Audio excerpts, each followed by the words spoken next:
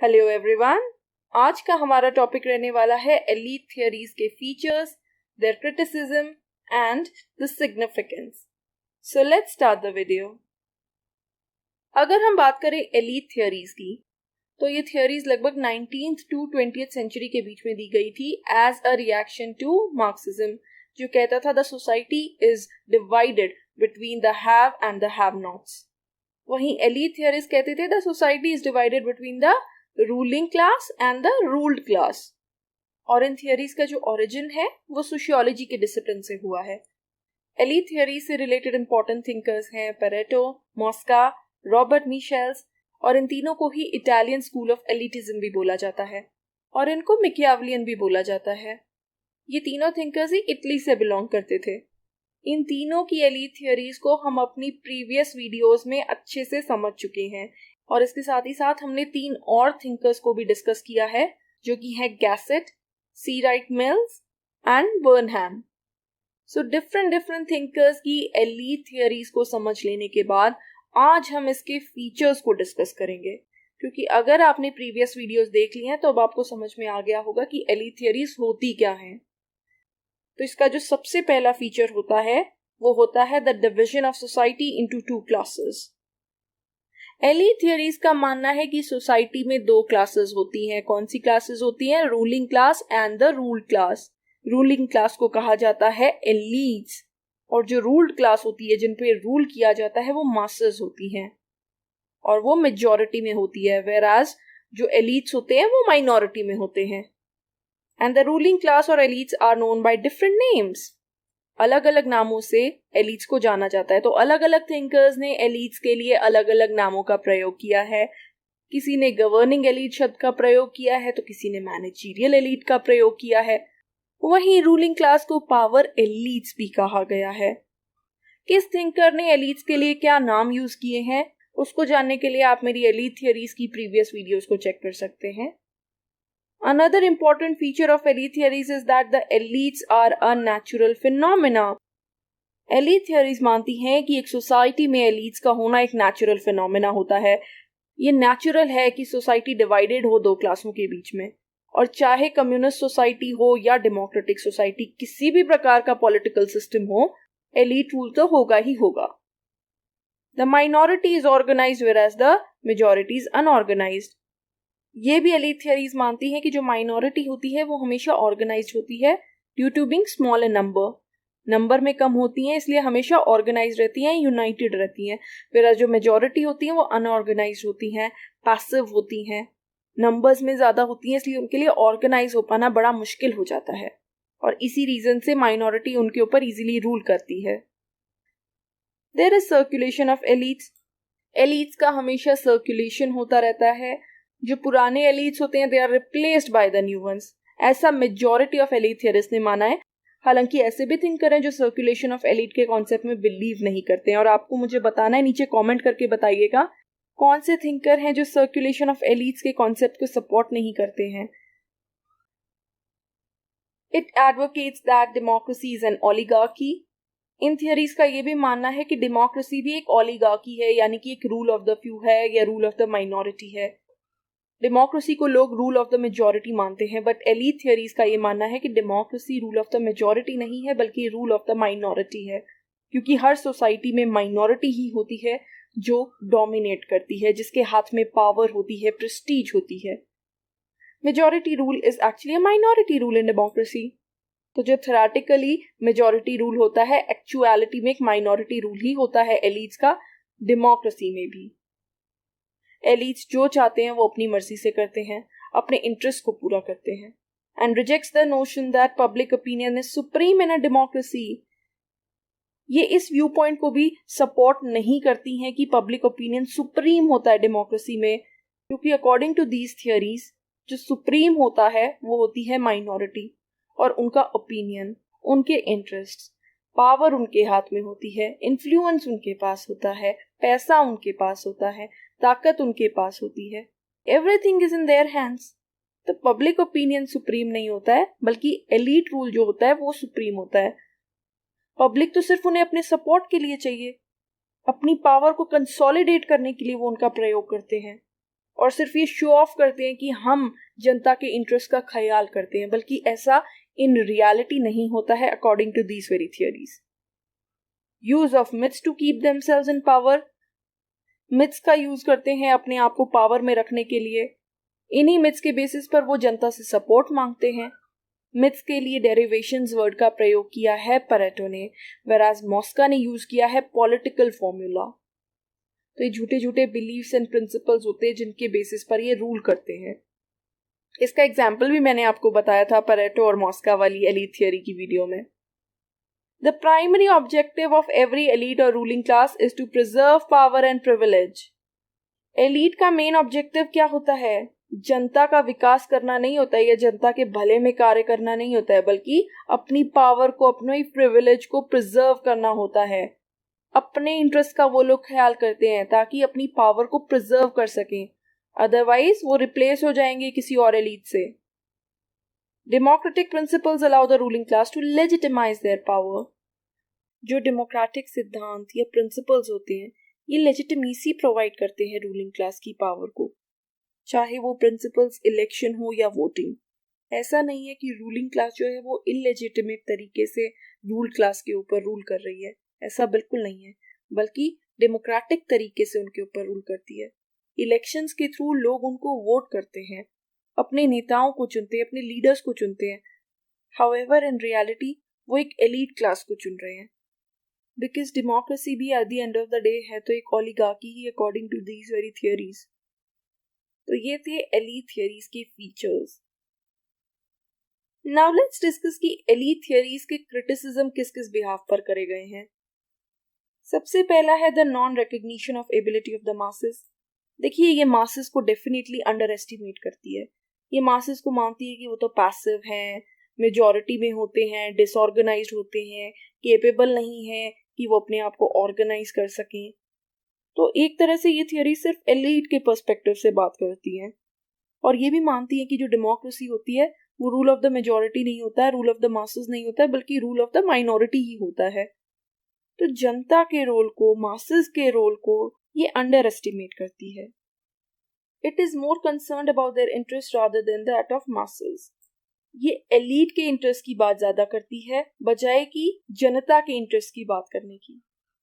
यहाँ तक कि जैसा मैंने पहले भी बताया कि इन थियरीज का मानना है कि डेमोक्रेसी में भी लीडर्स पब्लिक इंटरेस्ट के बारे में नहीं सोचते हैं और सिर्फ अपने इंटरेस्ट के बारे में सोचते हैं। हालांकि मॉस्का ये जरूर कहते हैं कि रूलर्स को मासेस की थॉट्स एंड फीलिंग्स का ध्यान रखना चाहिए क्योंकि मासेस उन्हें सपोर्ट सिस्टम प्रोवाइड करती हैं। बट प्रैक्टिकलिटी में देखिए तो इन थियरीज का यही मानना है कि एलीट्स का या रूलिंग क्लास का कंसर्न अपने हितों से होता है, अपने इंटरेस्ट को पूरा करने से होता है बजाय कि जनता के इंटरेस्ट को पूरा करने से। इस आधार पर भी हम इस थियरी को क्रिटिसाइज कर सकते हैं। Another criticism is that elites cannot control other fields. ये थियरी मानती है कि अगर एक क्लास एक पर्टिकुलर फील्ड में एलीट है तो जरूरी नहीं है कि वो दूसरे फील्ड में भी एलीट होंगे। सो फॉर एग्जाम्पल अगर कोई इकोनॉमिक एलीट है या इकोनॉमिक फील्ड में बहुत ज्यादा पावरफुल और इन्फ्लुएंशियल है तो जरूरी नहीं है कि वो पॉलिटिकल एलीट भी होगा। तो एलीट्स जो हैं वो सिर्फ एक पर्टिकुलर फील्ड को ही कंट्रोल कर सकते हैं।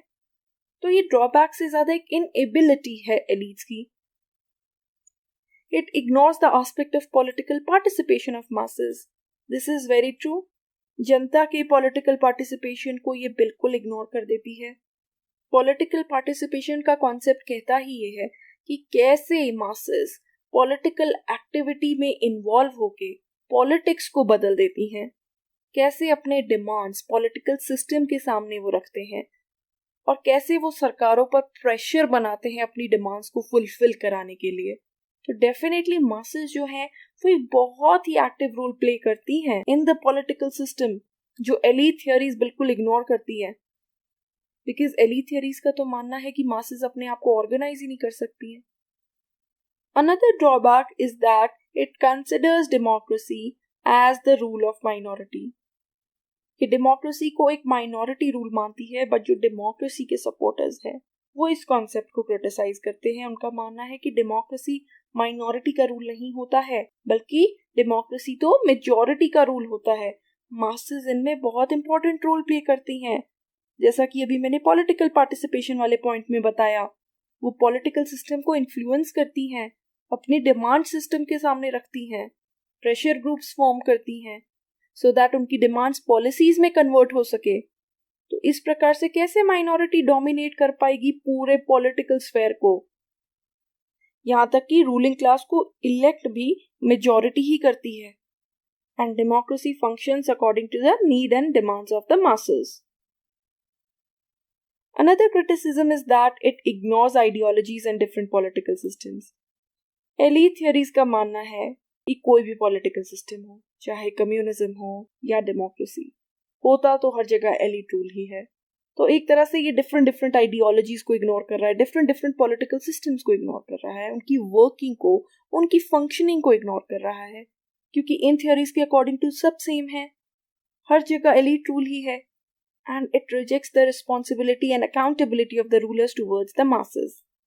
ये theories ये भी कहती हैं कि रूलर्स की जनता के प्रति या masses के प्रति कोई responsibility नहीं होती, कोई जिम्मेदारी नहीं होती या कोई accountability या जवाबदेही नहीं होती है। But we can definitely say that modern democracy में ऐसा नहीं होता है। The rulers have to be responsible and accountable towards the masses. Otherwise they'll be replaced very easily. And the elite theories believe in status quo and they support inequality. इन दोनों points को हम एक साथ ही डिस्कस कर लेते हैं। ये theories status को या यथास्थिति को सपोर्ट करती हैं। एग्जिस्टिंग सोसाइटी में जो इनइक्वालिटी है उसे किस बेसिस पर जस्टिफाई किया जाता है? एलीट के रूल के बेसिस पर जस्टिफाई किया जाता है। ये इनइक्वालिटी को आधार मानती है सोसाइटी का, कि सोसाइटी तो डिवाइडेड होती है, एक रूल करते हैं और दूसरों पर तो रूल होता है। जो रूल करते हैं बहुत ज्यादा पावरफुल होते हैं, सारा पैसा उनके पास है, सारा पावर उनके पास है, और ये तो एक नेचुरल फिनोमेना है, हमेशा से चलता आया है। तो इनइक्वालिटी को यहाँ पर सपोर्ट किया जा रहा है, उसको आधार बनाया गया है इन थियोरीज का। और सिर्फ पॉलिटिकल इनइक्वालिटी ही नहीं, बल्कि जो सोसाइटी में प्रिवेलिंग सोशल या इकोनॉमिक इनइक्वालिटीज होती हैं, उन्हें ये एलीट रूल के नाम पर जस्टिफाई करते हैं, क्योंकि इनका मानना है एलीट्स तो हर फील्ड में होते हैं। So these theories support inequality as well. ये कुछ ड्रॉबैक्स थे एलीट थियरीज के, बट डिस्पाइट दीज ड्रॉबैक्स हम डिनाई नहीं कर सकते कि एलीट थियरीज की बहुत सारी सिग्निफिकेंस भी है। It helps us in the study of role of power and prestige in politics. हमें पता चलता है कि पावर का यानी कि ताकत का और प्रेस्टीज का क्या रोल होता है पॉलिटिक्स में, कैसे रूलिंग क्लास पावर को एक्सरसाइज करती है, क्योंकि पावर जो है वो इस थियोरी की सेंट्रल थीम है। इनका मानना है जिसके पास पावर है वो ही पूरी सोसाइटी को कंट्रोल करते हैं। It postulates new type of power relations. ये नए तरीके के पावर रिलेशंस के बारे में बताती है। जैसा मार्क्सिज्म ने बताया है कि society is divided between the have and the have knots, ये थियोरीज बताती हैं कि सोसाइटी डिवाइडेड होती है between the ruled and the ruling class, which is a new type of power relation. Another significance is that it provides new dimension to the study of democracy. In theories ने democracy को एक नए तरीके से पेश किया है, और ये मैं पहले भी कई बार बता चुकी हूँ। ये कहती हैं कि democracy जो होती है वो rule of the majority नहीं होता है, बल्कि rule of the minority होता है। तो इन्होंने पूरा एक नया aspect पेश कर दिया है democracy का, which is pretty interesting. तभी इन्हें elite theory of democracy भी कहा जाता है। It also helps in better understanding of social and political life of societies. हम societies की political और social life को अच्छे से समझ सकते हैं, क्योंकि इन theories को पढ़ के हमें पता चलता है कि कैसे political life और social life में भी एक division है, societies कैसे divided है, किन basis पर divided है, किन sections के पास power है और वो power क्यों है, कैसे वो उसको exercise करते हैं, ये सब हमें इन theories के थ्रू पता चलता है। It offers concrete object of study. देखिए इन थियोरीज का जो ऑब्जेक्ट ऑफ स्टडी है वो बहुत ही स्पेसिफिक है। ये सिर्फ और सिर्फ एलीट्स की बात करती हैं, सिर्फ एलीट्स की स्टडी करती हैं, जो कि एक बहुत ही स्पेसिफिक सा टॉपिक है। तो जब आप एक बहुत ही स्पेसिफिक ऑब्जेक्ट ऑफ स्टडी लेते हैं, उससे वो कॉन्सेप्ट बहुत ही क्रिस्टल क्लियर हो जाता है, कोई उसमें वेगनेस नहीं रहती है। जैसे कि ये थियोरी भी सिर्फ एक पर्टिकुलर एस्पेक्ट पे ही फोकस करती है, एलीट्स, और उन्हीं की डिटेल्स पर ये जाती है। हालांकि जब स्पेसिफिक की बजाय जनरल स्टडी हो तो प्रॉपर स्टडी नहीं हो पाती है, एनालिसिस करना मुश्किल हो जाता है। जब आप डिफरेंट थिंकर्स की एलीट थियरीज को पढ़ेंगे तब आपको लगेगा कि जनरल आइडिया उन सभी थिंकर्स का सेम है। हालांकि थोड़ा बहुत डिफरेंस जरूर है उनके आइडियाज में, but main ideas related to elites is almost the same. जिस प्रकार वो डिवीजन की बात करते हैं, पावर की बात करते हैं, तो उस पर्सपेक्टिव से ये एक कॉन्क्रीट ऑब्जेक्ट ऑफ स्टडी है। It increased awareness of masses and scientists against governments and ruling classes.